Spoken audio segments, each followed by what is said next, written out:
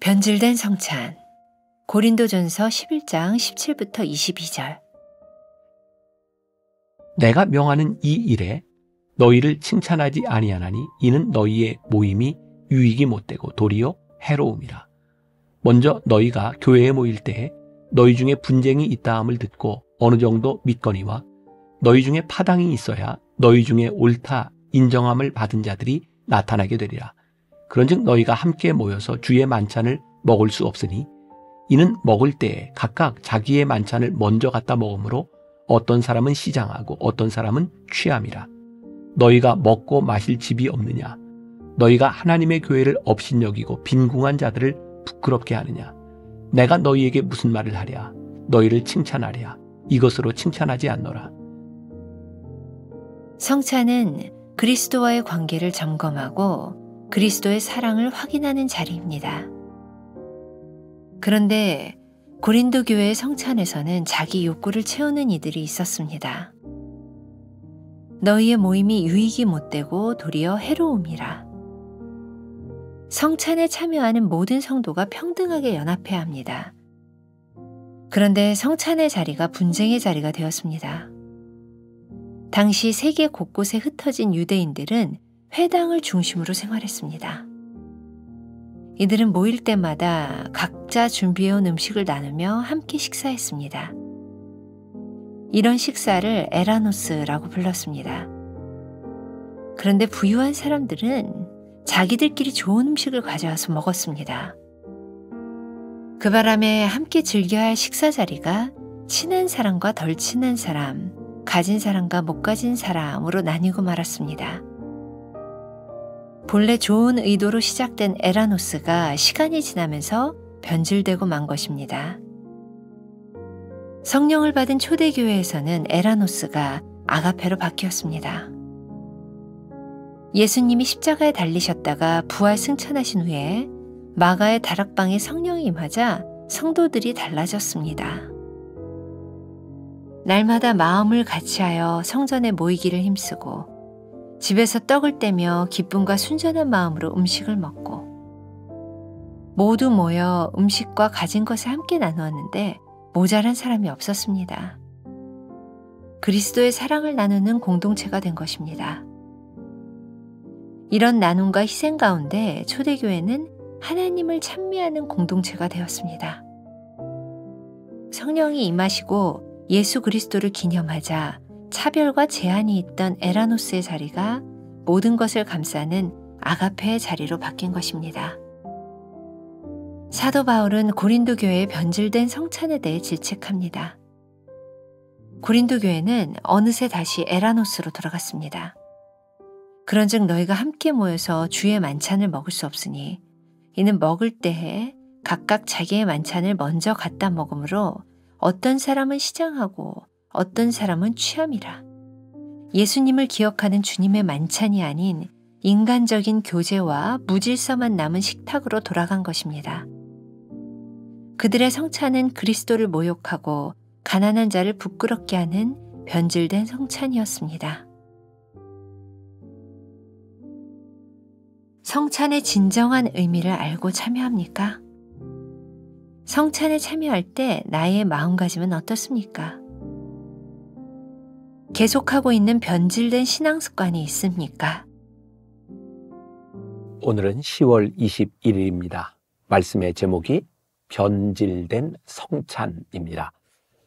고린도전서 11장 17절에 이렇게 이야기를 하고 있어요. 너희의 모임이 유익이 못되고 도리어 해로움이라. 이 해로운 모임이 된 중심에 뭐가 있냐면 성찬이 있었어요. 자, 오늘 우리들이 다루려고 하는 이 성찬은 지금 우리들이 생각하는 성찬하고는 조금 다른 의미가 있을 것 같아요. 당시 초대교회 성도들은 모일 때마다 예배 시간마다 성찬을 했어요. 예수님께서 부활하시고 승천하신 지 20년이 채 되지 않는 그 기간 중에 그들이 예배 시간마다 모여서 늘 기억했던 것은 예수님께서 십자가를 지시기 전에 주님의 살과 피를 나누어 준 일이었어요. 이것은 예배의 아주 핵심적인 요소를 가지고 있었습니다.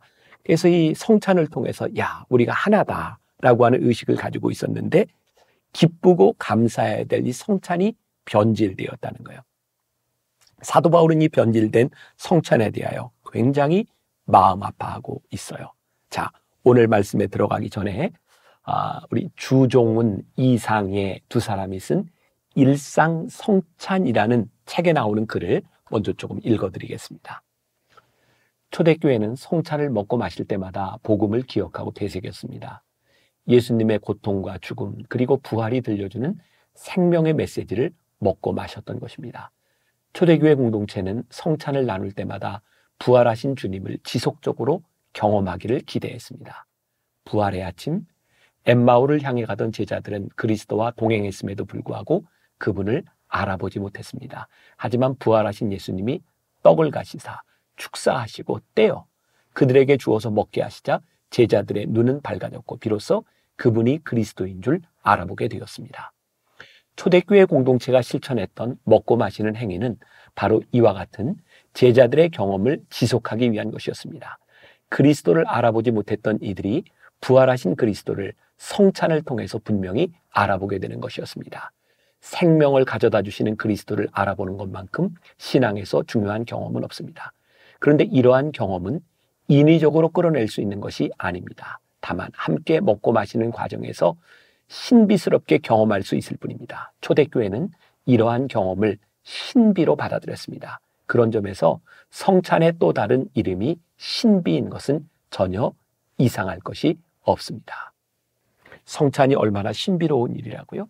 이 성찬을 통하여 초대교회 성도들은 예수님이 지금 이 자리에 함께 하심을 경험하고 느꼈던 거예요.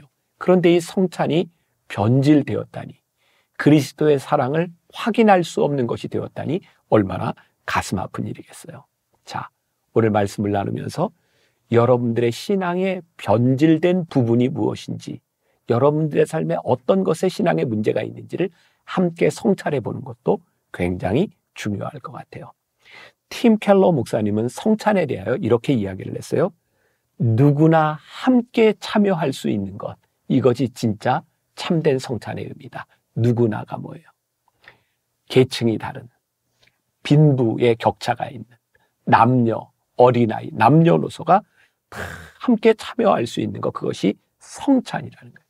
자, 이건 우리들이 유대교의 배경에서 이해하면 이게 왜 중요한지 알게 될 거예요. 유대인들은 회당 문화를 가지고 있었어요. 예루살렘이 멸망함으로 다 흩어졌던 디아스포라 유대인들은 회당에서 모여서 그들이 공동 식사를 했죠. 그들은 식사할 때 그들이 먹을 것을 다 가지고 와서 식사를 했어요. 자, 여기서 여러분들이 기억해야 될 중요한 단어가 있습니다. 에라노스. 바로 유대교 회당에서 그들이 함께 했던 식사가 에라노스라고 불리웠는데요. 이 에라노스는 자기들이 가지고 온 음식을 가지고 자기들과 같은 부류 좋아하는 사람들끼리 모였어요. 그러니까 회당 안에서 부자들은 좋은 음식을 먹고 가난한 사람들은 가난한 자들끼리 아주 초라한 음식을 먹고, 예수님께서 이 성만찬을 가르쳐 주시기 전에 유대교 회당에 성행하던 그 에라노스라고 하는 식탁은 그 식탁의 자리에서 빈부의 격차가 갈라지는 그런 식탁이었던 거죠. 본래 이 에라노스도 좋은 의도로 시작이 되었지만 이 에라노스가 언제부터인가 끼리끼리의 문화로 바뀌었던 거예요. 근데 예수님께서 그들에게 아가페로 성찬을 주셨어요. 누구나가 다 예수님의 살과 피에 참여할 수 있는, 예수님의 사랑으로 우리들에게 참여할 수 있는 성만찬을 우리들에게 주신 거예요. 유대교, 율법적인 종교와 이 복음의 종교의 차이가 뭔지 아세요? 율법은 의를 가지고 나눌지 모르지만 이 은혜의 종교 복음은 누구나가 하나님의 은혜에 참여할 수 있다는 거예요. 이 성찬이 뭐예요? 예수님께서 그 살과 피를 그날 밤 예수님을 배신할 가룟 유다에게도, 베드로에게도, 요한에게도 다 떼어주셨어요. 이게 예수님의 성만찬이었어요. 그렇게 성만찬, 그 아름다운 성만찬을 가지고 있었던 초대교회가 예수님이 부활하고 승천하신 지 20년이 되지 않아서 다시 에라노스로 바뀌어져 있었던 것이죠. 예수님께서 예수님을 믿고 있던 사람들이 초대교회에서 에라노스를 아가페로 바꾸었는데 고린도 교회의 그 아가페의 성찬이 변질되어서 에라노스로 바뀌어가고 있는 상황이 되었어요. 우리가 믿는 복음이 뭐예요? 하나님 안에서 모두가 하나라는 거예요. 우리가 얼마나 다른 사람들입니까? 경제적으로. 또 우리들의 지위, 얼마나 다른 사람들이에요. 근데 이 복음의 놀라운 역동성, 이 복음의 힘은 우리들이 예수 그리스도 안에서 다 하나가 될 수 있다는 거죠. 제가 군에 있을 때 참 존경받는 군단장이 계셨어요. 이름을 대면은 알만한 분이에요. 그분은요, 예배 시간 전에 일찍 나와서, 군단장이면 별이 3개입니다. 장교들이나 병사들이나 그 예배를 드리러 성전에 들어오는 그 사람들에게 서서 늘 주보를 나눠주는 봉사를 했어요.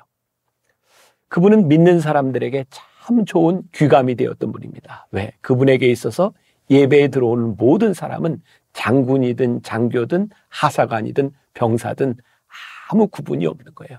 그리스도 안에 하나 된 사람인 거예요. 그런가 하면 제가 있던 부대에 군단장이 아닌 사단장 한 분은 참 믿음이 좋은 분이었는데 모든 사람들의 신앙에 걸림돌이 되는 분이었어요. 그분은 목사님이 설교를 마치고 나서 다과를 할 때면 목사님의 설교를 비판하는 사람이었어요. 그분은 늘 교회에서도 자기의 계급을 가지고 사람들에게 말을 막 하는 사람들이었어요. 예수 그리스도께서 우리를 한 형제자매로 부르셨는데 여전히 그 공동체 안에 계급이 존재하고 있었던 거죠. 제가 군교회에 있을 때 하사관들이 교회에 나오는 걸 참 꺼려했어요. 이런 이야기를 하더라고요. 우리가 부대에서도 계급으로 이렇게 짓눌리고 사는데 교회까지 와서 계급으로 우리가 나뉘어야 되겠습니까? 그래서 군교회에 가면 장교들과 병사들은 군교회에 나오지만 하사관들은 군교회에 나오지 않는 게 보편적인 모습이었어요. 하나님 보시기에 얼마나 마음 아픈 일일까요? 세상의 계급을 그대로 교회 안에 가져왔으니 어떻게 그리스도 안에 몸된 교회를 이룰 수 있었을까요? 이게 변질된 성찬이라고 하는 의미에서 볼 때 다 포괄적인 우리들의 모습을 가지고 있는 거죠. 제가 미국에서 공부할 때 교회 성장학 과목을 공부할 때였는데 교회가 성장하기 위한 하나의 전략으로 이런 이야기를 하더라고요. 교회 안에서 사람들이 잘 모이려면 호모지니어스 그룹을 만들어주세요. 그게 무슨 얘기냐면 같은 부류의 사람들을 그룹핑해주면 사람들이 잘 모인다는 거예요. 교회가 성장하는 전략으로는 참 좋을지 모르지만 교회 안에서 같은 부류의 사람들을 모아놓고 끼리끼리 잘 해보십시오. 이것이 참된 교회의 모습이겠는가? 제가 공부하면서 고민이 되었던 부분이에요.